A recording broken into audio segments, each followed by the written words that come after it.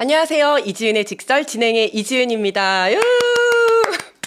네, 지난 주말 내란숙의 윤석열의 석방 소식에 우리 국민 여러분 그리고 당원 동지 여러분들 모두 너무나 큰 충격을 받으셨을 것 같습니다. 어느새 성큼 다가온 자연의 봄과는 달리 내란 종식 후에 만나게 될 대한민국의 봄은 참 더디게 오는 것만 같은데요. 아무리 겨울이 혹독해도 아무리 밤이 길어도 희망의 시간은 반드시 찾아옵니다. 윤석열 파면을 촉구하는 수많은 국민들이 민주당과 함께 매일 광장을 지키고 계신데요. 대한민국의 진정한 봄과 빛을 우리 모두 함께 맞이할 그날을 기다리며 이지은의 직설 오늘도 힘차게 시작하도록 하겠습니다.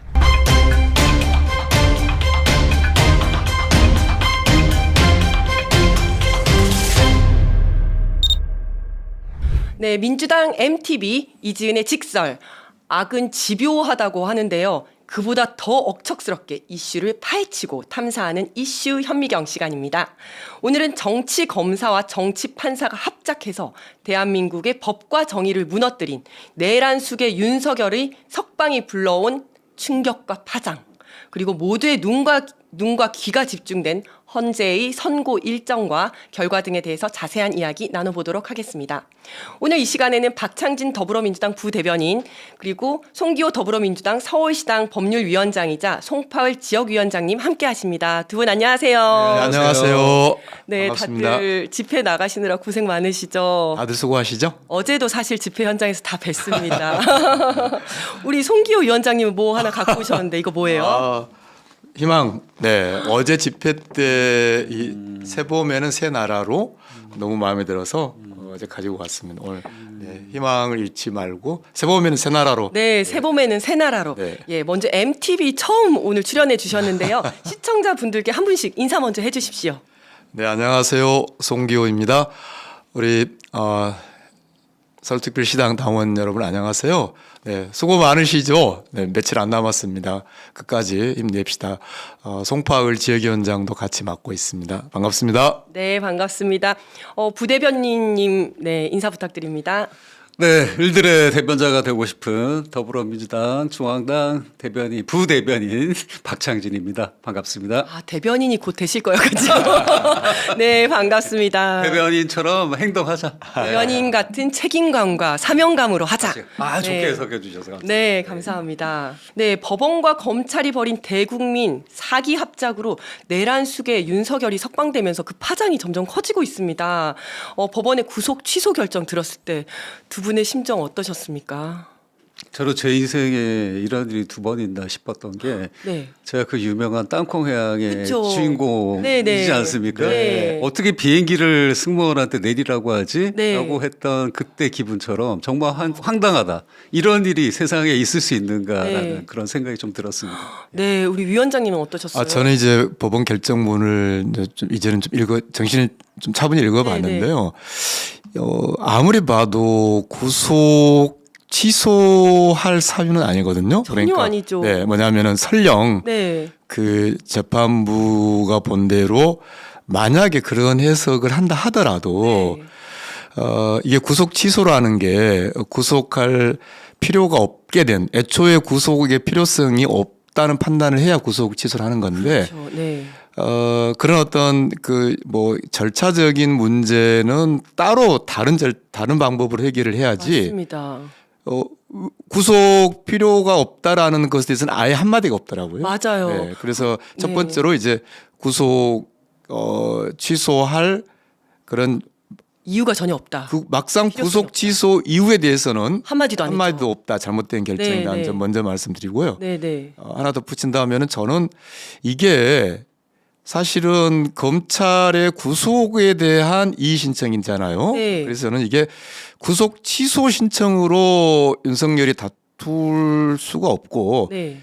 검찰의 처분에 대해서 이게 좀 법률상 용어이긴 합니다만 검찰의 구속 처분에 문제가 있다 그러면은 준항고 네. 네, 준항고로 윤석열이 다퉜어야 하는 문제지. 처음부터 저는 이거는 구속 취소 신청할 수 있는 대상이 아니다. 이렇게 저는 판단을 하는 게 맞았다고 봅니다. 아, 그렇군요. 그러니까 이제 지금 검찰이 날짜 계산 잘못했다라고 주장을 하는 건데 그러려면 구속 취소를 신청하는 게 아니라 준항고를 했어야 했다. 예, 그러니까 이제 이게 우리 당원들이 봤을 때 뭐 구속 취소 신청과 준항고 차이가 좀 법률적인 문제가 됐는데 이왕 이렇게 됐으니까 좀 말씀을 드리면 네네. 검찰의 어떤 처분에 대해서 이의를 제기할 때는 준항고를 하거든요. 맞습니다. 네. 그러면 이제 제가 만약 이 사건의 판사라면 뭐 계산이 잘못됐다라고 그런 이야기를 하려면은 준항고를 했어야지. 네. 왜 내게 구속 취소 신청을 하느냐. 네. 이렇게 저는 좀 간단하게 정리할 수 있었던 문제라고 봅니다. 그러면 너는 준항고를 했어야지라고 하면서 지기현 판사는 기각을 시켜야 되는데 그걸 또 덥석 받아준 거잖아요. 덥석 받아줘. 제가 조금만 더 짧게 네, 말씀드리면 덥석 받아가지고 이제 어떤 문제가 이제 있냐면은요. 네. 이제 첫 번째는 뭐 날짜 계산 문제는 논외로 치더라도 네. 지금 첩보 적부심을 위해서 이 사건 기록이 법원에 갔잖아요. 네네. 우리 이제 일반인들에게도 일어날 수 있는 일이니까 좀 말씀드리면 이렇게 법원에다가 수사 기록이 들어갔기 때문에 그 기간만큼은 수사를 할 수 없잖아요. 그렇죠. 네. 그래서 굉장히 중요한 문제거든요. 우리 일반 시민에게도 이게 구속 기간은 딱 수사 기간은 제한돼 있고 네. 그 제한된 수사 기간에 포함시킬 것인가 말 것인가. 네.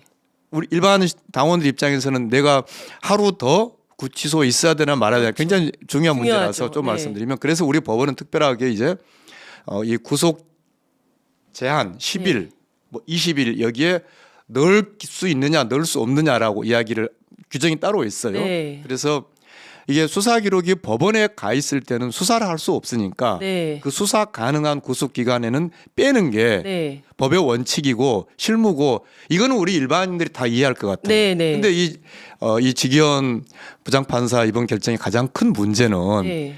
이 체포 적부심을 위해서 법원에 기록이 가 있는 그 기간에조차도 이걸 안 뺐단 말이죠. 맞습니다. 네. 그러니까 이게 일반 시민 당원의 일반 법 생활의 근본적인 어떤 혼란을 엄청난 혼란이 네. 지금 벌써 근데 생기고 그 혼란은 그러면 왜 만들었느냐? 오로지 한 사람 내란 윤석열. 우두머리를 위해서 만들었다. 맞습니다. 네, 저는 그 문제를 이야기하고 싶습니다. 맞습니다. 아니 그래서 저도 이제 말씀을 드리자면 아까 설명 아주 잘해 주셨는데 체포 적부심의 경우에는 서류가 들어간 때부터 반환된 때까지 수사를 빠진다. 못하니까. 네. 빠진다라고 해서 시간으로 빼왔던 거고 영장 실질 심사는 서류가 들어간 날부터 접수된 날까지라고 해서 날수로 빠져왔습니다. 근데 놀랍게도 지 부장은 이 체포 적부심에 대해서 그것을 뺀다는 명확한 규정이 없다라고 본 거예요. 근데 그러면은 우리 이 형사소송법 체계가 그렇게 체포 적부심을 위해서 수사 기록이 법원에 가 있는 기간 동안은 그 체포 시간에서 뺀다. 제한 기간에서 뺄 거냐 안 뺄 거냐 이 문제가 지금까지 정리가 안 됐단 말이냐? 네. 이제 이런 게 이렇게 되잖아요. 네.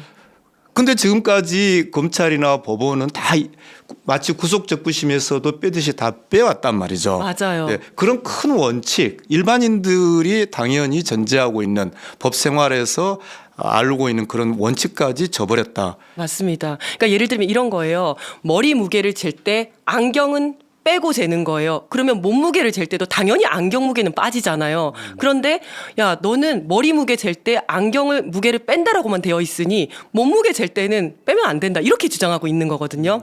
체포 적부심은 체포 기간에서 뺀다라는 말은 있는데 구속 전체 기간에서는 뺀다는 말이 없기 때문에 이거는 넣어야 된다. 이렇게 주장을 하고 있는 거예요. 너무 말이 안 되는 이런 결정이 있었는데 박찬진 부대변인님 네. 구속 취소와 석방 소식이 전해졌을 때 민주당 내부 분위기 반응은 좀 어땠습니까?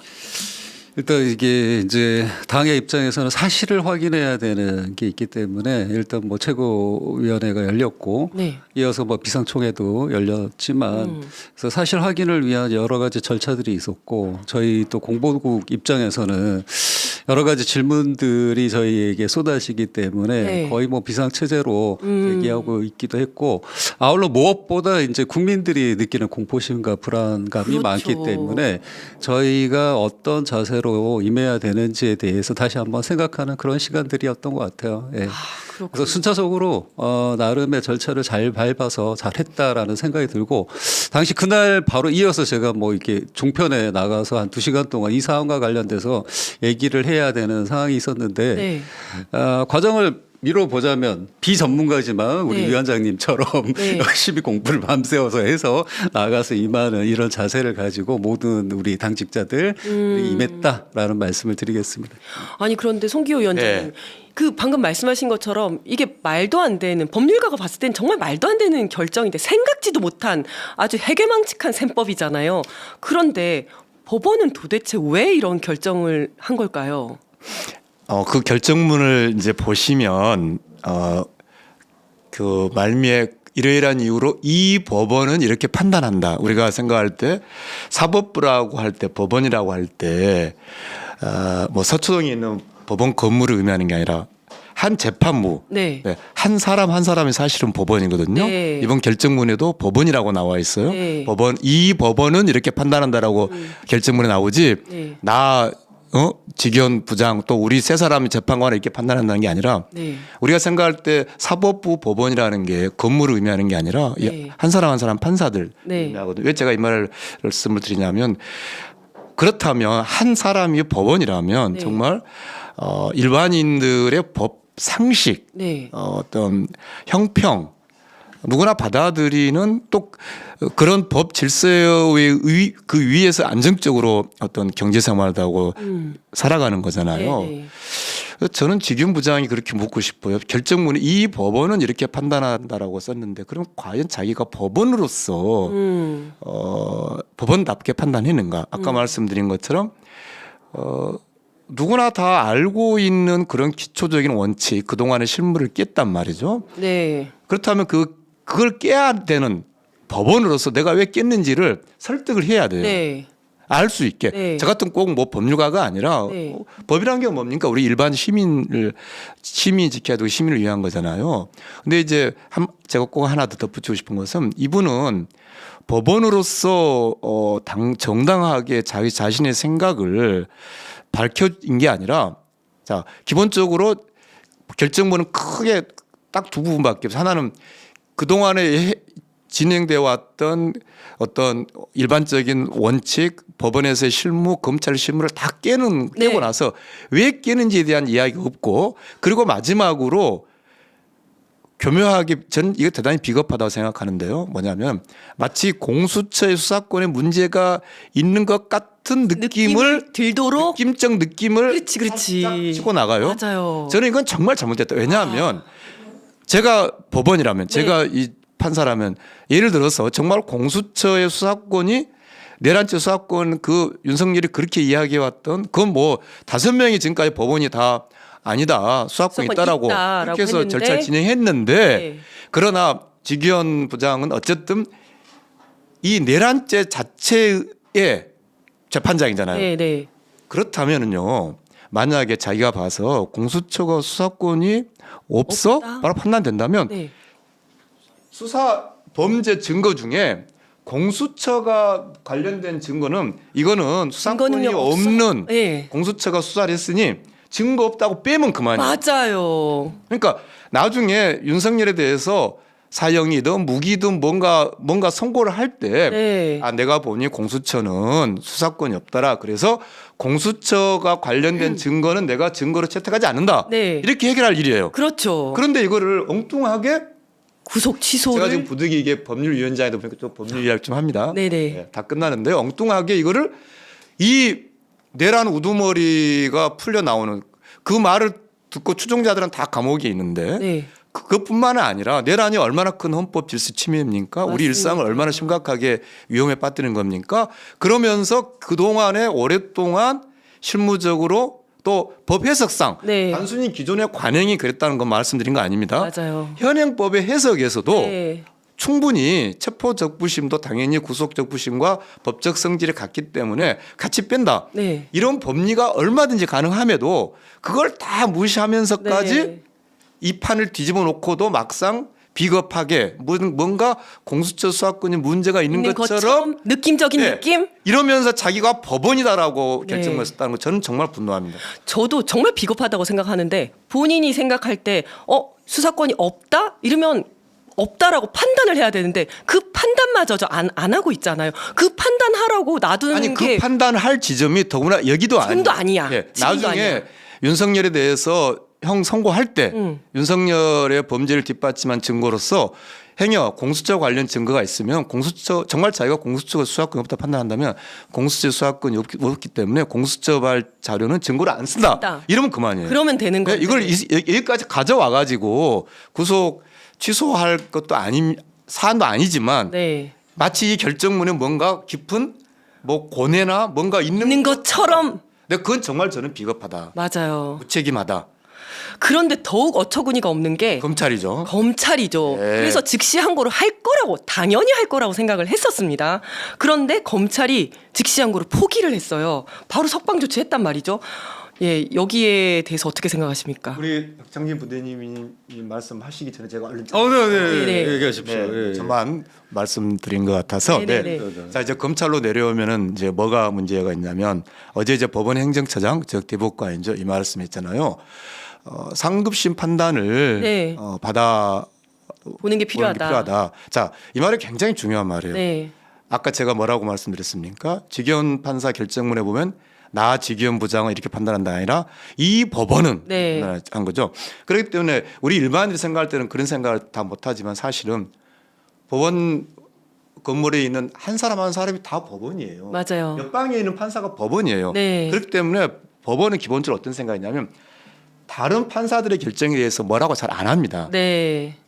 네, 안 하죠. 그런데 어떻습니까? 대법관이 그 직위원 부장 판사에 대해서 이건 상급심 판단을 받아볼 필요가 있다. 이건 굉장히 문제가 우리 있다라는 일반인들은 그걸 그냥 그러나 봐 생각하는데 이건 우리 사법 체계 내에서는 굉장히 이례적이고 굉장히 중대한 발언이에요. 뭐냐면 보통의 경우는 이렇게 대법관이 다른 어떤 법원 판단에 대해서 이거 상급심 판단을 받아볼 필요가 있다. 이러면 안 합니다. 맞아요. 그건 사실은 안 하는 게 맞는 말이에요. 맞아요. 그런데도 행정처장이 공식적으로 했다는 거는 법원에서 많은 해석이 직위원 부장과 다를 수 있다라고 이야기하고 있는 거예요. 그렇다면 자 여기까지 말씀드리겠습니다. 형식적으로 검찰총장 입장은 이런 거예요. 석방 취소를 위해서 즉시항고를 하는 건데 네. 석방 취소됐으니 즉시항고가 뭔 필요가 있느냐? 아니에요. 우리 검찰, 법원, 헌법재판소 다 일관해서 설령 그 자체권은 해결됐다 하더라도 그 사안이 대단히 중대하고 네. 우리 법치의 핵심적인 문제고 이 문제를 지금 정리해야 나중에 또 이런 문제가 안 생기도록 하는 그런 중대한 경우에는 설령 이번 경우처럼 석방됐다 하더라도 네. 즉시항고를 할 수 해서, 있어요. 네. 즉시항고를 지금 마지막으로 말씀드린 것은 법원행정처장이 상급 판단을 받아볼 필요가 있다고 말한 건 뭐냐면 검찰이 즉시항고하면 법원이 너 석방되는데 왜 즉시항고해? 이렇게 안 하겠다는 겁니다. 네. 그러니까 당연히 즉시항고해야 돼요. 그렇죠. 네. 그러니까 원래는 다른 법원들, 다른 판사의 판단에 이렇게 얘기를 안 하는데 안 하죠. 절대 안 하죠. 이미 석방된 사람에 대해서 즉시항고가 필요하다라고 했다는 거는 정말 이거 해야 된다. 특별히 상급법원의 판단을 받아볼 필요가 있다. 이런 표현 자체는 굉장히 의미가 큰 발언입니다. 큰 발언이라는 거죠. 알겠습니다. 우리가 치과에 갔을 때 편안합니다. 괜찮습니다. 하다가 의사 선생님이 조금 불편하실 수 있어요. 이러면 엄청 아픈 거잖아요. 이번에 좀 많이 아픕니다 하면 진짜 완전 거의 죽을 정도로 아픈 거잖아요. 그 정도 수준의 발언을 하신 거죠, 사실은. 그렇죠. 그렇습니다. 와, 그런데 이래 놓고 또 대검찰청은 전국 일선 검찰청에 구속기간을 기존대로 날로 산정하라는 지침을 내렸어요. 이거 어떻게 보십니까? 그래서 지금 이 심우정 검찰총장 또 지기현 판사까지 이어서 생각할 부분이 많다라고 네. 위원장님이 이미 짚어주신 네, 것 네. 같고요. 지금 뭐 제 입장을 얘기하자면 저는 기획된 면이 있지 않냐라고 생각하는 부분이 있지만 미리 다 이야기가 네. 되었을 수 있다. 이걸 이제 본인들은 단순 뭐 이 경우와 관련된 뭐 인권을 생각했다라는 네. 뭐 이상한 말까지 꺼내면서까지 네, 네. 변호를 하고 있기 때문에 하나하나 저희가 좀 짚어봐야 될 네. 대목이 있는 것 같아요. 네. 일단 심우정 검찰총장이 공수처 수사권 논란을 자초한 인물입니다. 네. 당시에 지금 말씀하신 것처럼 수사권과 관련된 이게 맞냐, 검찰이 수사하는 게 맞냐, 특수본이 맞냐, 경찰이 하는 게 맞냐, 네. 뭐 할 때 공수처로 줘라. 네, 본인이 했던 사람. 이첩했죠. 예. 네. 그게 이제 심우정 검사였고 네. 총장이었고 네. 그다음에 이제 그 당시에 이런 논란이 일어날 때 그 지검장 회의를 또 개최함으로 인해서 맞아요. 시간 더 이미 디테일을 본인이 시켰어. 다 정해놓은 절차가 네. 판단이 있음에도 불구하고 시간을 지연했다라는 의혹이 그렇죠. 네. 생길 수밖에 없습니다. 그래서 지금 상황을 뭐 저희가 공식적으로 봐야 되지만 네. 여러모로 네. 의구점이 많다 네, 이렇게 말씀드리겠고요. 그 차원에서 이제 당에서 네. 사퇴를 요구하고 있고 네. 야 5당은 네. 사퇴를 하지 않는다면 자진 네. 사퇴를 하지 않는다면 탄핵까지 각오해라라는 네, 얘기를 네. 하고 있는 상황입니다. 일단 사퇴를 요구를 하고 그러지 않을 경우엔 탄핵까지 추진을 하겠다. 당의 입장은 그런 거네요. 정말 이게 뭐 인권을 얘기를 했다고 하는데 지금까지 약자 정말 힘없고 백없는 사람들 할 때는 인권 생각 한 번도 안 하다가 하필 이 내란 수계이자 최고의 권력자가 호화 변호인단을 데리고 딱 피고인이 되니까 왜 갑자기 여기서 인권 얘기가 나옵니까? 이것도 너무 말이 안 되지 않습니까? 그리고 이 전국 일선 검찰청에 기존대로 구속은 날로 해라. 이거 윤석열만 빼주겠다는 건데 이거 어떻게 보셨습니까? 한 25년 이제 변호사를 하면서 이번 사안에 가장 제가 크게 염려하는 거는 사실은 법 질서라는 게 일종의 공공 자산이거든요. 네. 근데 이게 어느 한 사람만을 위해서 가동되고 또 나머지 사람 모두 그 한 명을 제외한 나머지 만인 모두에게 다 차별이고 불평등이다. 그러면은 법 질서가 무너지는 거죠. 그렇죠. 그 굉장히 심각한 법치주의의 위협이고요.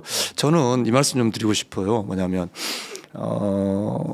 애초에 우리 이지은 위원장님께서 이 문제를 경찰이 처음부터 수사를 하는 게 맞다 그런 네. 말씀하셨어요. 네. 저는 그때 정말 공감했고 네. 우리가 앞으로라도 좀 더 체계적으로 좀 그 치밀하게 네. 저들하고 좀 맞서 싸워야 되지 않는가 생각이 네. 되고요. 공수처 입법할 때 우리가 거기에 뭐 내란죄를 못 넣은 부분이라든지 네. 특히 이제 뭐 이번 수사 처음에 시작할 때 분명히 이지은 위원장님께서 이제 여러 또 의미 있는 자리에서 이건 처음부터 경찰이 수사를 하는 게 이런 문제를 없앨 수 있다 그런 염려를 하셨는데 네. 그때 우리가 좀 더 거기에 좀 맞게 하지 못한 것은 우리가 좀 되짚어 봐야 될 부분이고요. 자 어쨌든 지금 상황에서 네. 즉시항고하도록 강력하게 우리 당이 최대한 네. 어떤 모든 수단을 다 해야 한다고 봅니다. 맞습니다. 이런 가운데서 국회가 어제 윤석열 대통령의 석방과 관련해서 긴급 현안 질의를 실시했습니다. 민주당은 검찰이 즉시 항고를 포기한 것과 관련해서 심우정 검찰총장을 참고인 신분으로 소환을 했는데요. 심 총장은 현안 질의에도 불출석했습니다. 추가 현안 질의에도 나설 계획이죠? 네, 맞습니다. 그래서 지금 절차대로 저희가 그렇게 정당한 국회 요구에 응하지 않는다 그러면 증인 출석 요구라도 해서 강제 소환해서 묻겠다라고 강경한 입장을 저희 당은 갖고 있습니다. 네, 그래서 불출석할 경우에 이제 19일 날 법사위에서 증인 출석 요구 의결까지 검토하고 있는 상황이라고 합니다. 그런데 국민의힘은 공수처 수사를 불법 졸속 수사로 규정을 하면서 공세에 나서고 있는데요. 이러한 국힘 주장에 대해서 민주당 입장은 어떻습니까? 일단 이게 이제 프레임을 좀 짜고 들어오는 것 같아요. 네. 제가 이제 방송 나가고 보면 계속해서 이제 공수처와 관련된 네. 너희에게 원죄가 있지 않느냐라는 네. 얘기를 하는 것 같습니다. 어제 우리 아까 당 대표님도 채널 A 나가서 긴 대담을 하셨지만 공수처가 이제 탄생할 때 미비점이 있었던 것은 인정한다. 네. 하지만 그것을 보완하고 지금 우리 위원장님이 말씀하신 것처럼 사법 안에서도 카르텔이라는 문제가 있고 서로 견제해야 되는 또 공정성의 문제가 있기 때문에 이 기관이 갖고 있는 역할 또한 중요하다라고 저는 생각하고 있습니다. 그래서 이걸 보완하고 앞으로 더 견고하게 만들어 나가자, 여기에 집중하자 이런 얘기를 저희는 하고 있는데 아시다시피 가장 큰 문제가 되고 있는 게 기소권이 없는 겁니다. 그러니까 수사권은 가지고 있지만 수사하는 내용을 기소할 수 있느냐, 그 문제가 가장 심각한 것이고 두 번째는 인원이 없다 보니 네. 아무래도 우리나라에 얼마나 많은 고위 공직자가 있습니까? 네. 그 사람들과 관련된 사안들을 다 다루기가 힘들다. 그래서 네. 이런 것도 보강해야 되고 법률적으로 지원해야 된다. 이 점에서 논의를 해야 되지 논점을 자꾸 흐리는 그런 방식은 좋지 않다라고 저는 생각합니다. 맞습니다. 지금 그 공수처에서는 수사관들 탈탈 털어도 지금 40명밖에 안 되거든요. 검사가 20몇 명밖에 안 되죠. 굉장히 소규모예요. 한 경찰서의 수사 인력보다도 훨씬 적은 인원이거든요. 그렇죠. 그러네요, 정말. 네, 네. 그렇게 비교하니까 확 들어오네요. 네, 정말. 그 경찰서 수사 인원만 해도 뭐 교통도 있고 뭐 형사도 있고 지능 수사도 있고 다 합치면 뭐 한 4,500은 될 텐데 그 정말 그 한 10분의 1, 5분의 1 정도밖에 안 되는 인원입니다. 그리고 이준석 했다 이런 표현이 있는데요. 개혁신당 이준석 의원은 이번에 공수처 폐지 법안을 발의를 했습니다. 그리고 민주당의 동참을 촉구했는데요. 그런데 우리 국민 여러분들은 또 공수처를 굉장히 응원하고 계시거든요. 말씀하신 것처럼 정말 공수처의 인원 확대라든지 역할의 확대가 필요한 상황 아니겠습니까? 네, 맞습니다. 그래서 제가 좀 이제 윤석열 신병 구속 문제를 조금 더 말씀을 드릴 수 있다면 네. 이제 공수처는 현재 공수처 논란들은 사실 이제 윤석열이 제기된 내란죄에 있어서는 이제 그 증거로 제출된 공수처 관련 자료들이 증거 능력 여부에 지나지 않고 네. 윤석열 구속에 대해서는 직접적으로 공수처 쟁점은 이제 영향을 주지 않거든요. 네. 이제 이지 위원장님 더 잘 아시겠습니다만 일단 기소가 된 상황에서는 윤석열의 신병에 대한 결정은 이제 재판부가 가지고 있죠. 법원이 네. 가지고 있죠. 네. 그래서 사실은 지금이라도 법원이 네. 직권 구속할 수 있습니다. 그럼요. 네, 구속 네. 사유 그러니까 이번에 결정문 지기현 부장이 본인이 결정문에 이 법원의 판단으로라고 했는데 그렇습니다. 네, 법원이 정말로 이제 구속 당연히 구속의 필요성이 없어지지 않았죠. 그렇기 때문에 구속 사유가 있다. 이렇게 해서 다시 저는 구속하는 게 맞다. 네. 그리고 그것을 강하게 우리가 요구하는 그런 좀 우리 시민의 힘으로 관철해야 되지 않나 싶습니다. 맞습니다. 네. 그리고 일각에서는 이게 또 이제 걱정하시는 게 시민들이 제일 걱정하시는 게 이 윤석열의 석방이 헌재의 탄핵 결정에 영향을 미치는 거 아닌가 이것 때문에 너무 불안해하세요. 왜냐하면 우리가 12월 달에 계엄 됐을 때 진짜 다들 모두가 충격을 받았고 그리고 그래도 탄핵이 의결이 되고 1월 달에 체포하려고 했을 때 이 막 요새로 만들어서 본인이 또 안 나오고 했을 때 또 충격을 받았지만 그래도 체포를 했을 때 그날 하루 좀 잘 주무셨을 것 같아요. 그리고 이제 뭔가 희망의 싹이 보이나 했는데 갑자기 석방이 된 거예요. 정말 이제 걱정이 되는 거. 우리가 뒤통수를 한두 번 맞는 게 아니다 보니까 이러다가 탄핵도 어떻게 되는 거 아니야? 이게 가장 큰 걱정이거든요. 그냥 짧게 말씀드리면 이제 지기현 부장의 결정은 지기현 부장 한 사람이 아니라 세 사람 형식상으로 세 사람이에요. 네. 저는 이제 전부터 그런 이야기 해왔는데 말이 세 명 그걸 합의부라고 하잖아요. 네. 합의란 것은 이제 세 사람이 서로 대등한 관계에서 합의를 해라는 건데 네. 아쉽게도 우리나라 법원 현실이 합의부가 대등 실질적인 합의가 안 되는 경우가 많아요. 네네. 그러나 헌법재판소는 그러지 않습니다. 헌법재판소는 평의평결이라고 하는 어떤 대등한 그런 결정을 해 나가는 것이고 뭐 그건 명백합니다.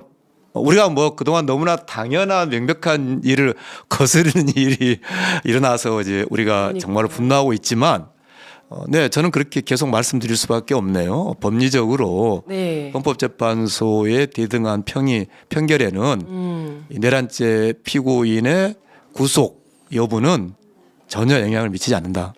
그러면 법리적으로 봤을 때는 이 구속 취소와 탄핵 심판은 별개의 문제다. 100% 별개이죠. 그럼에도 불구하고 많은 국민들이 불안해하고 좀 계셔서 쉽게 이제 네. 말씀을 좀 드려야 될 측면도 있는 것 같아요. 예.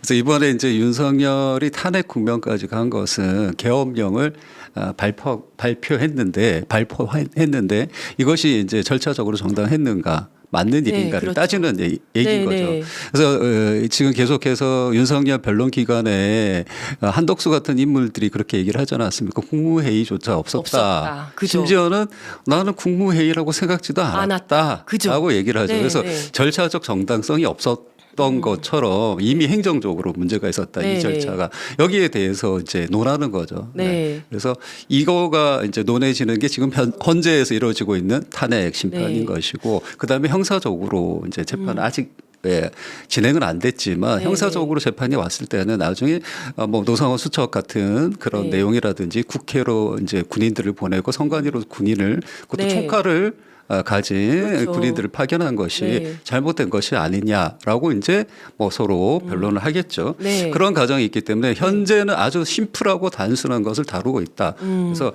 이 말씀대로 구속 체포가 석방된 것은 이번에 그런 논란 지 판사의 문제인 건지 네, 네. 심 총장의 문제인 것인지는 네. 모르겠으나 네. 유일무이하게 그에게 날이 아니 시간으로 시간을 계산하는 보죠. 방식으로 네. 면죄부를 주어지는 바람에 네. 그런 논란이 생긴 것뿐이지 이것은 별개다라고 보시면 되겠다. 네. 예.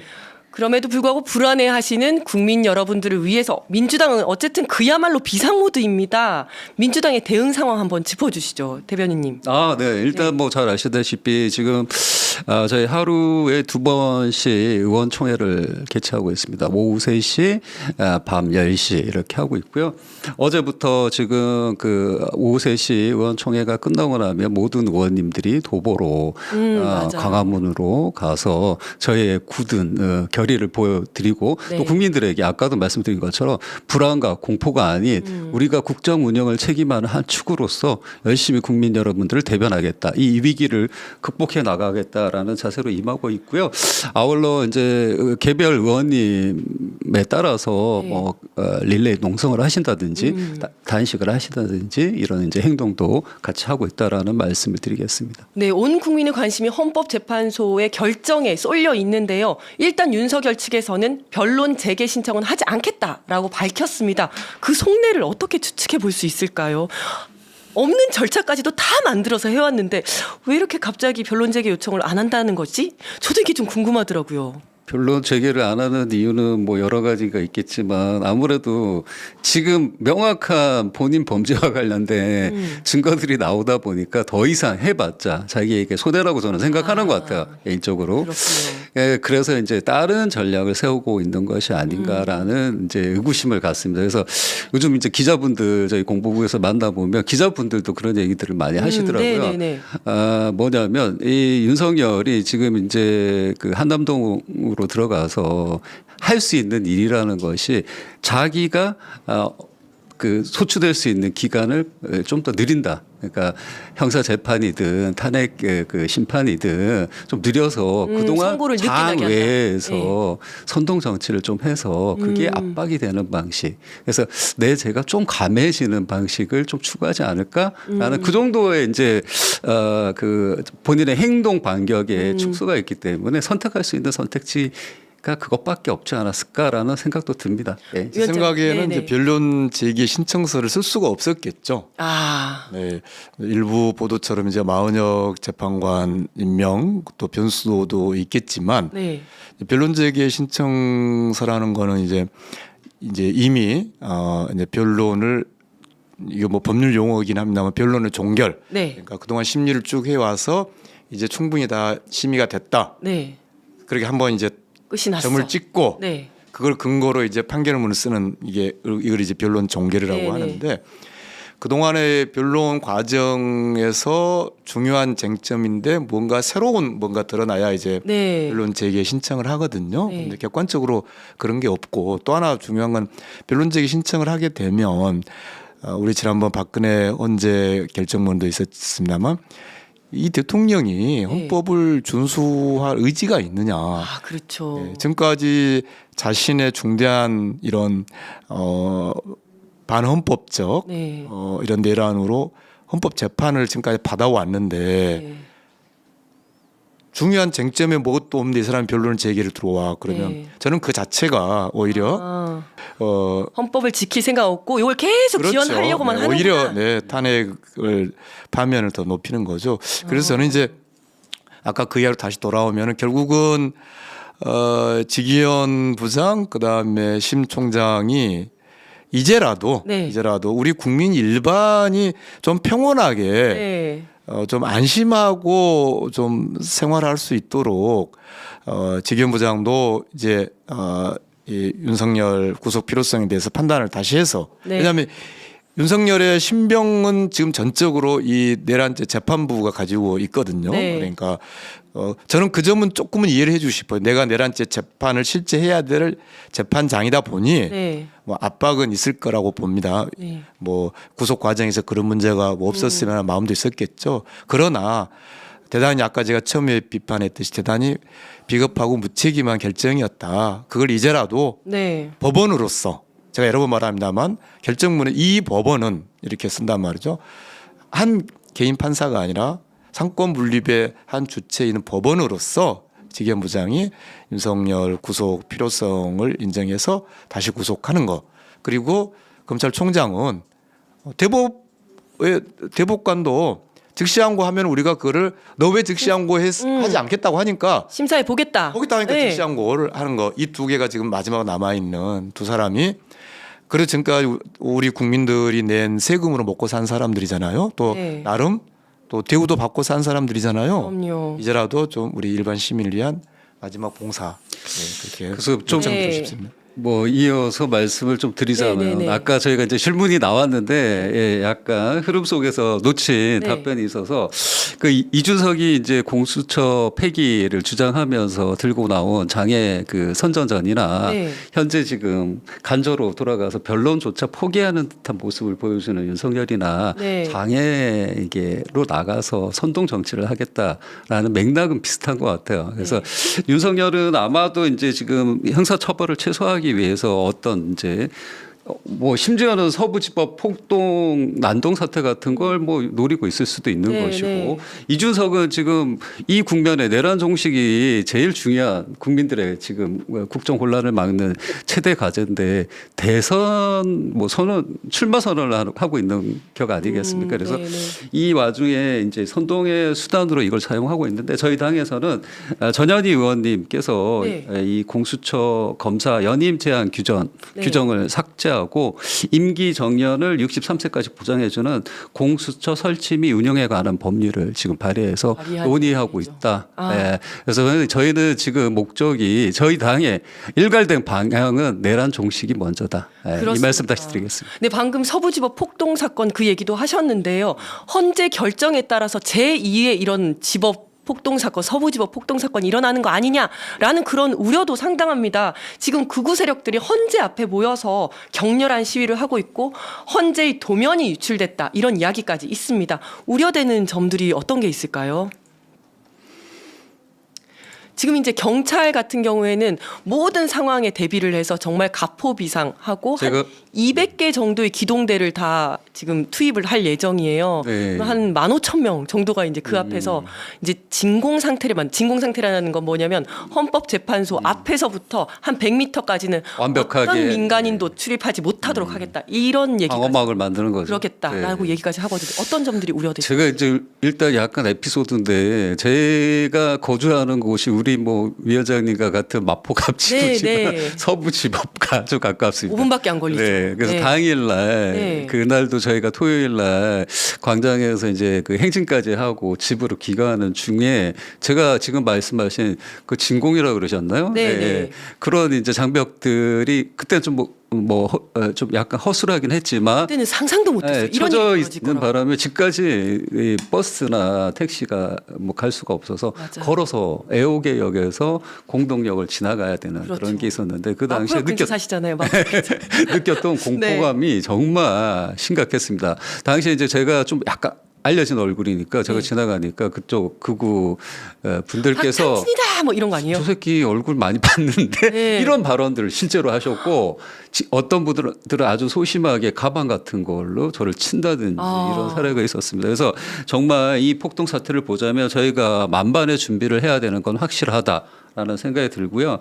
윤석열 이 선고일을 기해서 종로구 중구 일대에 특별범죄 예방 강화 지역으로 이 지역이 네. 예, 지정됐다라는 이 보도가 있고 아울러 소방 당국을 통해서 행정안전부, 서울시, 교육청과의 협업도 강화되고 강화한다. 있다. 네. 예, 이런 이제 뉴스가 나오고 있습니다. 그래서 이전과 다른 방식으로 강력 대응할 것으로 예상되고 있기 때문에 저는 우리 경찰이 이번에는 제대로 된 역할을 분명히 할 것이다라고 믿고 있습니다. 그렇죠. 맞습니다. 예, 그러니까 이제 그런 물리적 폭력, 폭동은 단호히 제압을 하고 네. 또 엄벌해야죠. 네. 그래서 저는 거기에 더해서 어떤 심리적인 어떤 폭동, 네. 그러니까 아까 말씀하셨듯이 자기하고 생각이 다르다는 이유로 함부로 네. 폭력을 쉽게 행사하는. 이제 위협하고. 폭력이 용인되는 사회가 네. 돼버린 거죠. 네. 거기에 대한 근본적인 대책을 우리 당 또 우리 사회가 같이 가져가야 된다라고 네. 보고요. 시간 관계상 그 점은 많이 말씀 못 드리겠습니다만 함부로 타인에 대해서 어떤 그 폭력 행위를 하는 그 사소한 부분에 대해서도 네. 우리가 일상적으로 거기에 좀 맞서고 네. 또 거기에 대한 어떤 단호한 어떤 사회적 합의선 네. 이거는 우리가 꼭 그거 맞습니다. 이번 계기를 통해서 바로 잡았는 생각하고요. 네. 네. 폭력에는 단호해야 된다라고 네. 말씀 주셨는데요. 지난 10일 윤석열 대통령 구속영장 발부에 항의하면서 서부지법에서 난동불인 이 혐의자들에 대한 첫 재판이 열렸는데요. 재판 관련해서 혹시 전해진 주요 내용이라든지 뭐 어떤 처벌이 되어야 하는지 여기에 대해서 혹시 말씀 주실 수 있으실까요? 저는 그 윤석열의 메시지 아까 제가 놈이라고 한 건 네네. 빼주시고요. 네. 네. 방송에서 빼주시고 네. 그리고 윤석열이 그동안 했던 메시지 중에 저는 가장 해롭고 네. 가장 제가 분노한 메시지 중에 하나가 그 서부 난동 그자들에 대해서 빨리 나오셨어요. 미안하다고 하면서 미안하다. 옳든 그르든이라는 표현을 했어요. 야. 네. 그러니까 이번 재판도 마찬가지입니다만 아까 제가 말씀드린 것처럼 이제는 우리 자유로운 민주 질서 헌정을 한 털끝이라도 해치려는 시도에 대해서 우리가 단호하게 네. 대응을 하는 체제를 만들어야 된다 생각합니다. 그렇지 않으면은 일상 거리, 일상 골목에서 어떤 그런 평화가 맞아요. 깨질 수 있습니다. 네, 더 이상 대한민국이 될 수 없는 그런 위기 상황이죠. 정말 김용현 전 장관은 서부지법 난동자들한테 영치금을 보냈어요. 그리고 윤석열도 여기에 대해서 뭐 자기 때문에 자기 구속 때문에 지금 뭐 힘들게 지금 계시는 분들 빨리 해결됐으면 좋겠다. 석방됐으면 좋겠다 이 말 아닙니까? 어떻게 한 나라의 대통령 그다음에 장관을 했다는 사람들이 이 극우 폭동을 옹호하고 격려하고 지지하는 발언들을 할 수가 있는지 그러면서 자기 구치소에 나오면서 법치 이야기 하잖아요. 그죠? 정말 기가 찹니다. 그리고 헌재에서 첫 발언이 뭡니까? 나는 자유민주주의를 위해서 네. 그러니까 평생을 살아왔다. 네, 정말로 이번 이 내란 진압 과정에서 우리 사회가 어떤 법치의 실질적 토대를 확실하게 쌓아가고 또 거기에 우리 민주당이 중심적인 역할을 해왔고 할 수 있을 거라고 생각합니다. 네, 그렇습니다. 지금부터 약 일주일이 대한민국의 운명의 가장 중요한 시기입니다. 진정한 민주주의, 진정한 봄을 맞이해야 할 텐데요. MTV 시청자 여러분, 국민 여러분께 드리고 싶은 말씀 마지막으로 한마디씩 부탁드립니다. 네. 정말 요즘 고생 많으시죠? 우리 당원님, 우리 또 시민 여러분께서 광장에 많이 정말 나와주시는데요. 이번 토요일 우리 100만 모여서 정말 파면 확실히 시키도록 합시다. 끝까지 우리 손 놓지 말고 조금 더 힘냅시다. 감사합니다. 네, 감사합니다. 네, 더불어민주당 부대변인 박창진입니다. 국민 여러분들이 이렇게 혼란스러워하고 많은 거짓 정보들이 유통되는 과정 속에서 또 불안함과 공포심을 가질 수도 있을 것이라고 생각합니다. 그러나 더불어민주당은 정말 공당의 역할 또 국민을 대의하는 정치 대변자로서의 역할을 제대로 해 나가기 위해서 항상 여러분 편에 서서 국민들이 가장 이롭고 평화로운 그런 상태로 갈 수 있는 방향을 모색하기 위해서 노력하고 있고 최선을 다하고 있다는 말씀 국민 여러분 또 우리 당원 여러분들에게 전해드리겠습니다. 네, 하루빨리 진정한 민주주의의 봄, 대한민국의 봄을 맞이할 수 있으면 좋겠습니다. 오늘 이슈 현미경은 박창진 더불어민주당 부대변인님, 그리고 송기호 더불어민주당 서울시당 법률위원장이시자 송파을 지역위원장님과 함께했습니다. 두 분 감사합니다. 네, 감사합니다. 네, 고맙습니다. 이렇게 하나요?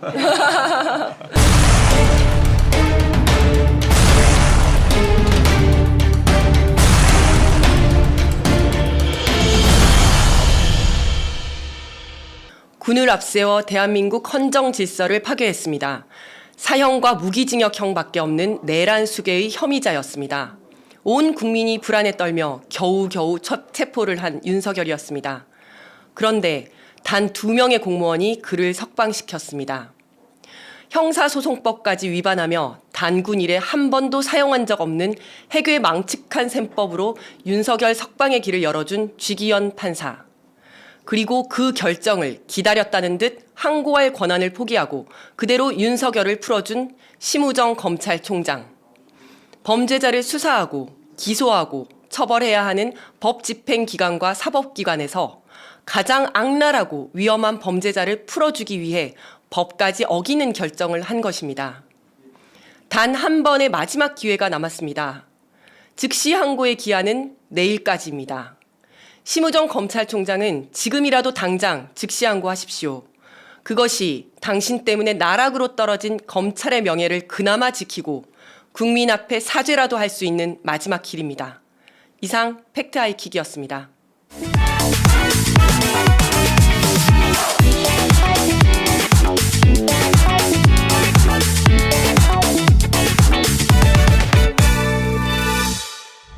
혼란스러운 탄핵 전국 속에서 각종 여론조사들이 발표가 되고 있는데요.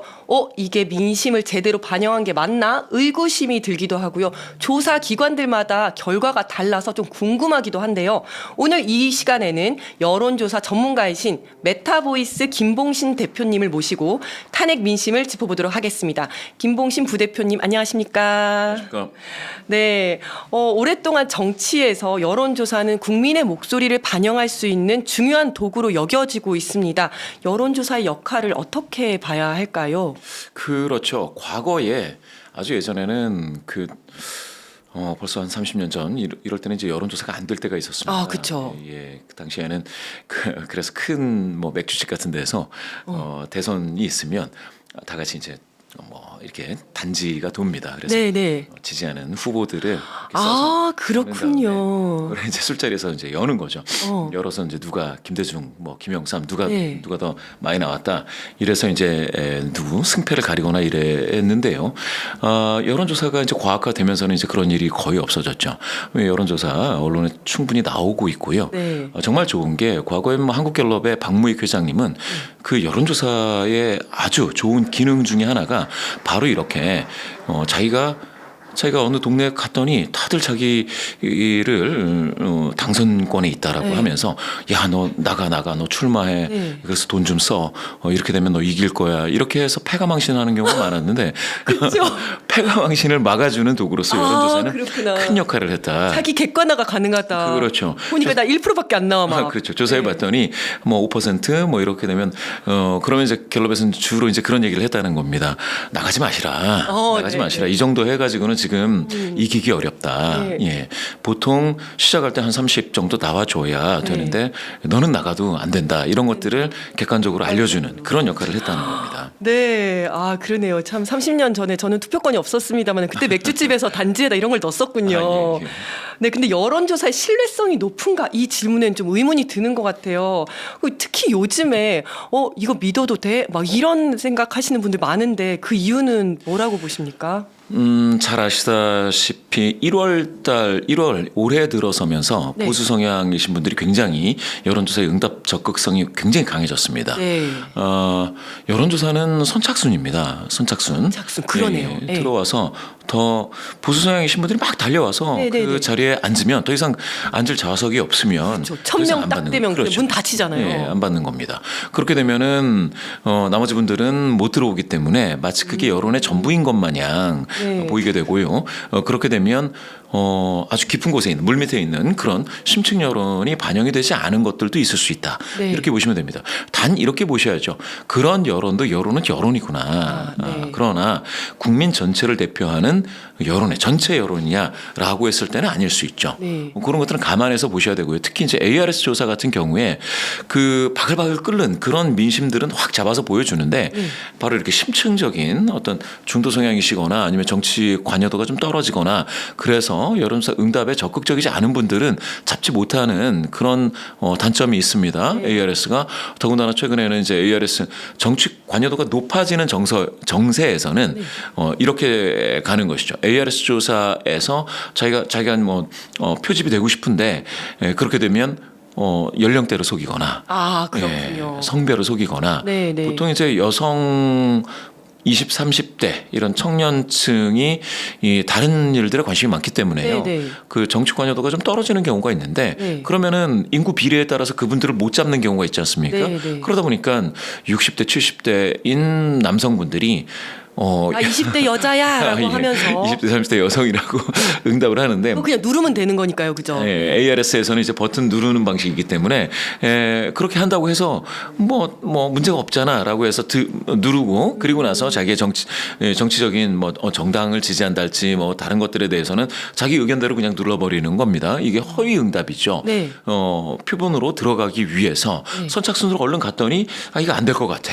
내가 좀 안 될 것 같아. 그러면 이제 그렇게 성연령 또 지역도 이렇게 허위 응답을 하게 되는 경우가 있는데요. 보통 이 서여의도의 전문가들은 그게 최소 3% 정도는 그렇게 된다. 그런데 최근처럼 관여도가 높아지는 정세가 고양되면 이런 분들이 뭐 15%, 뭐 20%가 넘는 올라갈 수 그런 허위 응답이 있을 수가 있다라고 전문가들이 경고를 합니다. 그런 것들은 ARS의 고유의 그 방법에 있어서의 단점이기 때문에 네. 그걸 어떻게 잡을 수가 없어요. 네, 그러면은 중앙선거여론조사 심의위원회에서 그걸 어떻게 이렇게 확 그런 조사는 그렇게 하면 안 돼라고 해주면 좋지 않느냐라고 하는데 사실상 그거를 단속할 수 있는 방법도 없습니다. 그러니까 허위응답이 들어가 있는 ARS 결과가 버젓이 돌아다닐 수 있는 그런 단점은 대한민국의 여론조사 업계의 한계다 이렇게 보실 수가 있겠죠. 그러면 그런 내용을 이렇게 밑에다가 하나 써주는 것도 필요하겠네요. 단 ARS 조사 같은 경우는 이러이러한 점에서 뭐 여론을 정확히 반영 못할 수 있습니다. 이런 경고 문구 같은 걸 해주면 왜냐면 이렇게 설명해 주시기 전까지는 이게 진짜인 줄 알거든요, 사람들이. 그렇습니다. 앵커님 말씀대로 네. 실제로 그런 주장을 저도 좀 했고요. 그래서 ARS 조사 같은 경우는 밑에 이게 ARS 조사다. 그래서 전 국민 대표성이 좀 떨어질 수 있다. 네. 내지는 정치에 고관여되어 있는 그런 분들의 의견이 많이 들어가 있으니 감안해서 보시라. 이런 네. 어떤 경고 문구를 좀 붙이자. 네. 사실은 그러니까 저희들이 소주 한 잔을 하더라도 거기 경고 문구가 있지 않습니까? 그렇죠. 예. 이거는 물론 알면서도 먹지만.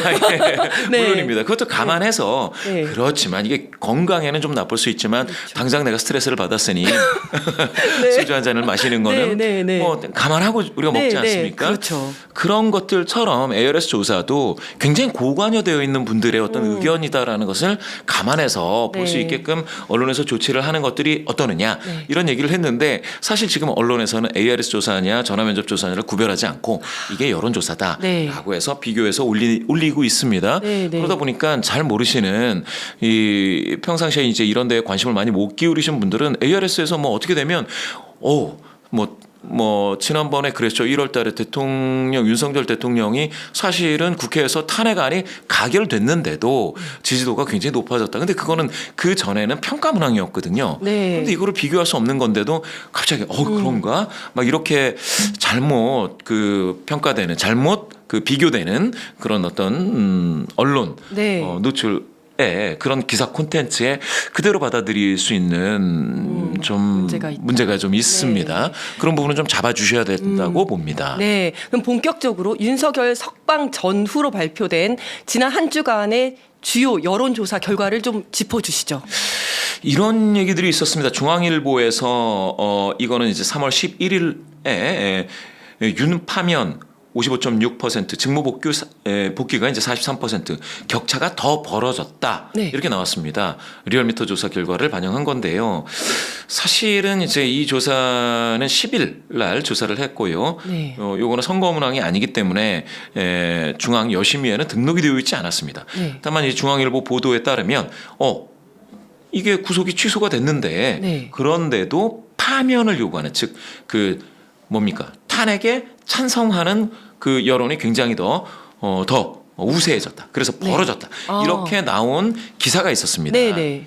그런데 이제 이 기사는 숫자 그대로로 읽으면 맞기는 맞는데 네. 사실은 오차범위 이내의 변동입니다. 이거는 무슨 이제 변동? 오차범위 이내에 오차범위 이내의 변동. 아마 리얼미터가 501명을 조사했는데요. 네. 501명을 조사하면 오차범위가 플러스 마이너스 4.4%포인트라 8.8 이상 벌어져야 됩니다. 일단 요거 하나는 짚을게요. 즉 파면에 찬성하는 의견이 12.6%포인트 격차로 우세하다. 네. 탄핵을 인용해야 된다. 파면을 해야 된다. 요게 우세하다라는 건 맞고요. 2월 3주와 비교했을 때 같은 리얼미터 조사에서 같은 흐름은 맞습니다. 네. 그런데 이게 오차범위를 넘어서서 확 벌어지느냐 하면 또 그거는 아니고요. 제 느낌상 파면을 요구하는 즉 대통령의 파면 탄핵을 인용해라라는 목소리는 그대로 유지가 된다라는 것이죠. 마치 이렇게 볼 수가 있죠. 구속이 취소됐으니 그러면 탄핵은 이제 기각돼야 되지 않느냐라는 여론이 더 우세해지는 건 전혀 아니다. 발견되지는 않습니다. 발견되지는 않아요. 네. 숫자로만 따지면은 탄핵을 인용해서 파면해야 된다라는 응답이 더 많아졌느냐? 그건 맞는데 오차범위 이내의 변동이다. 이렇게 이해를 하시면 되겠고요. 그런 의미에서라면 사실상 윤석열 대통령에 대해서 구속이 취소되었다고 해서 탄핵을 기각해서 직무에 복귀시켜야 된다라는 그러한 여론이 막 올라오느냐? 끌어넘치느냐? 그렇지 않습니다. 그건 아니다. 그건 전혀 아닙니다. 아, 그렇군요. 그런 의미에서 보자면 저는 그렇게도 봤습니다. 이때에 구속이 취소된 이때에 네. 국민의힘에서는 로키로 가겠다라고 했었지 않습니까? 네, 네. 오히려 차가워요. 여권에서 오히려 차갑다라는 거는 이렇게 구속이 취소된 게 사실 여권에 별로 도움이 되지 않나 보다. 국민의힘에 네. 그런 건가 하는 생각이 들 정도로 여론에서도 차갑고 사실 국민의힘에서도 굉장히 환영한다라는 메시지는 나왔지만 이걸로 인해서 대단히 뭐가 바뀐다거나 하는 느낌은 볼 수가 없습니다. 저는 그래서 이게 구속과 관련돼서는 두 가지 흐름으로 갈 것 같다. 민주당은 윤석열 대통령 구속이 취소가 되면서 네. 오히려 대열이 정비되는 맞아요. 계기가 되고 있지 않느냐는 생각도 들고요. 결집이 되는 느낌이 들어요. 지금까지는 지금 이재명 대표 네. 친명이다 또는 그 밖에 다른 주자들도 있다 이랬는데 네. 어제 보니까 시국 간담회도 있었고 하니까 이거는 뭔가 내부적으로 정리가 된다든지 아니면 그 친명이냐 비명이냐를 떠나서 이분들이 다 같이 모여서 다 같이 목소리를 모으는 그런 계기가 되고 있는 건가라는 생각을 하게 됐고요. 그런데 그렇게 된다면 그러면 비명 쪽이라고 이야기됐던 분들을 조금 그 목소리도 들어야 된다라고 했던 분들도 이제는 민주당이라는 틀로 원팀 정신으로 갈 가능성이 크다. 이렇게 해석이 될 수가 있습니다. 대열은 정비가 되고 원팀 에 대해서는 다들 그러면은 민주당의 어떤 그 우산 아래 다 같이 모이자라는 그런 여론이 더 강해질 가능성이 있습니다. 가능성이. 그런데 국민의힘은 오히려 이렇게 차갑다라는 거는 구속 취소가 국민의힘에게 긍정적인 시그널로 다가오지 않는 건가라는 느낌이 없지 않아 있습니다. 그러면은 바로 이와 같이 여론에서는 지금까지 1월 달서부터 보수 성향이신 분들이 내가 먼저 응답할래. 내가 먼저 여론조사에 내가 응하겠다. 추출이 되고 싶어라고 했던 게 그러면 더 뜨거워지느냐? 그게 아니에요. 아니 그런 거 같지는 또 않아요. 아, 네. 그래서 네. 이게 열기가 네. 사실 1월 달에 굉장히 보수 성향이신 분들이 굉장히 끌어넘치다가 서서히 빠지면서 중도가 올라갔거든요. 네. 예, 중도가 올라왔는데 돌아온 중도의 네. 민심으로만 따지자면 네. 지금 상당히 보수이신 분들이 조금 서운하실 수 있겠지만 약간 좀 고립되는 현상이 이번 정부 내내 유지가 됐었다. 네. 그게 그대로 아직도 유지가 되고 또한 윤석열 대통령의 탄핵 인용이냐 기각이냐에서 중도 성향이신 분들은 인용 쪽으로 더 마음이 지금 가 있는 그 현상은 유지될 가능성이 크다라는 겁니다. 아, 그러면 석방 전후에 예. 그 탄핵에 대한 찬반은 그다지 바뀌지 않았고 오히려 국힘은 뭔가 좀 차갑고 당혹스러운 분위기인 반면에 민주당은 오히려 이걸 계기로 결집을 하고 있는 것 같다. 그러게요. 이런 말씀을 예, 해주셨는데요. 그런데 또 이번 탄핵 전국의 여론조사는 박근혜 전 대통령 탄핵 당시와도 좀 다른 것 같거든요. 예, 예. 왜 이런 차이가 나타나는 걸까요? 예, 예. 일단은 제가 오늘 인용한 조사는 에너지경제신문이 의뢰해서 리얼미터가 진행을 했습니다. 네. 10일 날 진행을 했고요. 더 자세한 사항, 이 ARS 조사인데 더 자세한 사항은 언론을 참조하시면 되겠습니다. 요거는 이제 선거 여론조사는 아니어서 네. 제가 이렇게 말씀드리고요. 박근혜 그거를 좀 비교를 한번 해보시면은요. 네. 박근혜 전 대통령 탄핵 시기에는 일단은 첫 번째, 예. 탄핵의 이유가 약간 좀 뭐라 그럴까 게이트성이죠. 게이트성. 그러니까 박근혜 대통령과 관련해서 이제 국정 문란이다. 국정 농단이다. 농단이다, 문란이다, 문란이다. 이런 것들이 되게 많았어요. 네. 그리고 좀 거기에는 그 당시에는 이게 약간 좀 추문 비슷한 내용들이 되게 많이 올라왔습니다. 네, 네. 추문도 있었고, 근데 지금은 이념화돼 버렸습니다. 아, 그렇구나. 이념화되면 네. 추문이 있다. 박근혜 대통령 관련해서 추문이 있다라고 하면 거기에 같이 설 사람들이 많지가 않죠. 네, 네. 그런데 이게 이념화되면 아니 그래 대통령은 좀 문제가 있고 좀 모자란 측면이 있지만 나는 그래서 애국할 거야라고 해서 나설 사람들은 있습니다. 네, 네. 그렇기 때문에 이게 좀 많이 달라요. 많이 다릅니다. 그 이념화되면 바로 이와 같이 그 대상자가 탄핵이 되고 있는 대상자가 가지고 있는 흠결이나 단점보다는 자기 자신의 어떤 이념에 집중하게 되죠. 아, 종북 좌파와 싸워야 된다. 그렇죠. 자유를 지켜야 된다. 이러면서 그런 식으로. 윤석열을 지금 지지하는 맞습니다. 거군요. 그렇게 되다 보니까 떳떳하게 막 나가는 거예요. 이게 네. 하나가 있고 두 번째는 그래서 반대 진영을 욕할 수가 있습니다. 아, 그렇구나. 예. 너네 이게 게이트성 추문이면 아니 추문이 터졌는데 그래서 민주당 잘못 이렇게 얘기할 수 없죠. 네, 네. 그런데 이게 이념 문제라면 좀 달라지는 거죠. 네, 네. 그래서 민주당이 잘못했다라고 이야기하고 공격하고 거기서 더 나가서 누군가는 뭐 둔기를 들고 서부지법에 가서 뭐 폭동식으로 내가 있을 저항권을 예. 행사하겠다. 이렇게 얘기를 하잖아요. 굉장히 저는 깜짝 놀랐습니다. 법원에 대해서 저런 폭력 행위가 있다라고 하는 네. 거는 지금 현대사에서 대한민국 현대사에서 정말 찾아보기 어려운 일이었었잖아요. 네. 사람을 거기까지 이렇게 만들 수 있는 그런 것들은 이념화됐다라는 겁니다. 그러네요. 그렇죠. 이게 만약에 추문이었으면 누가 네. 내가 추문을 내가 그 옆에 서서 저렇게 해도 돼라고 생각하고 몽둥이 들고 뭐 못하죠. 네, 네. 뒤로 숨기 급급하죠. 그런데 지금은 그와 같이 됐습니다. 또 하나는 제3지대 정당이 지금 많지가 않습니다. 네. 개혁신당이라고 있지만 지도가 지난주 갤럽 조사로 따지면 굉장히 좀 낮아진 것을 보실 수가 있고 조국혁신당도 지금 많이 낮아졌죠. 네. 그러니까 양대 정당이 굉장히 지도를 많이 얻었는데 네. 당시 박근혜 시절을 보면 국민의당이 있었습니다. 아, 그랬네요. 예. 네. 그리고 바른정당도 그때 바른정당 나왔었습니다. 있었고.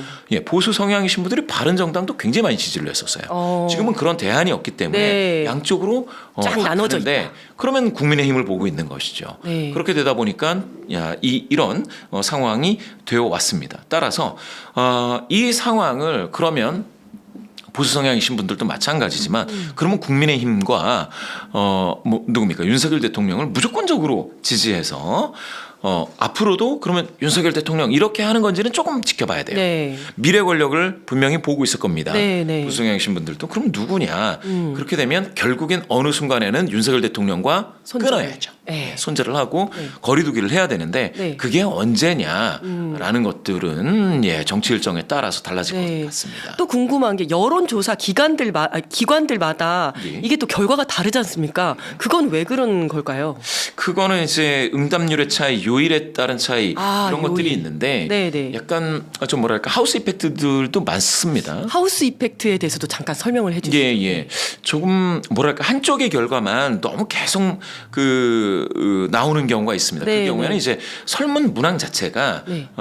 가령 민주당을 지지하시는 분들만 좋아할 만한 문항으로 다 넣는다던가 또 거꾸로 국민의힘을 지지하시는 분들만 좋아하는 문항으로 다 넣는다. 계속 이러면 이게 한두 번이 아니고 계속 유지가 되면 그러면 지지하는 조사. 사람들만 답변을 그렇죠. 한다는 거죠. 맞습니다. 네. 점점 그게 이제 악순환이 되는 거죠.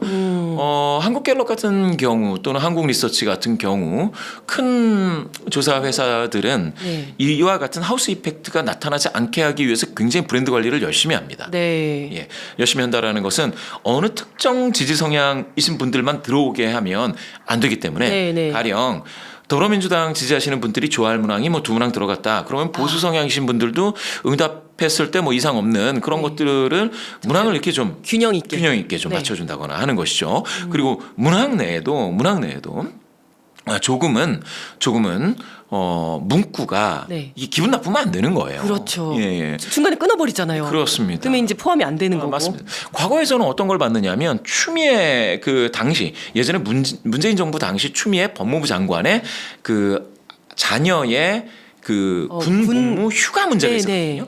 그거를 근데 이거를 특혜라고 표현을 해서 처음부터 특혜라고 해버리면 예, 그 설문을 하면 그럼 특혜를 받았나 보다. 그렇지. 그럼 특혜라고 하니까 특혜에 대해서는 잘못됐다. 그럼요. 네. 대한민국 많은 국민분들이 이념 성향과 관계없이 네. 특혜라는 단어에 대해서는 좋아할 수가 없죠. 그럼요. 그러면 그 단어를 안 써야 돼요. 네. 이런 주장도 있고 저런 주장도 있다. 뭐 이렇게 해야 되는 게 맞는데 좀 문제가 됐었습니다. 그래서 제가 보기에는 그런 것들 문구 또 문항의 어떤 순서라든지 문항의 개수 이런 것들도 많이 봐야 된다라는 그런 말씀을 드리고요. 네. 그래서 하우스 이펙트가 되지 않게끔 노력하는 그런 회사들 것들을 좀 더 많이 보시라 지켜보시라 이렇게 말씀드리고 싶습니다. 네, 지금 여론조사가 뭐 편향적일 수도 있고 문제가 있다는 말씀도 많이 해주셨는데요. 그래도 여론조사 결과를 무시할 수는 없고 우리가 또 여기에 귀를 기울여야 하는 부분이 있기 때문에 그러면 지금의 여론조사 결과에서 얻어야 할 교훈,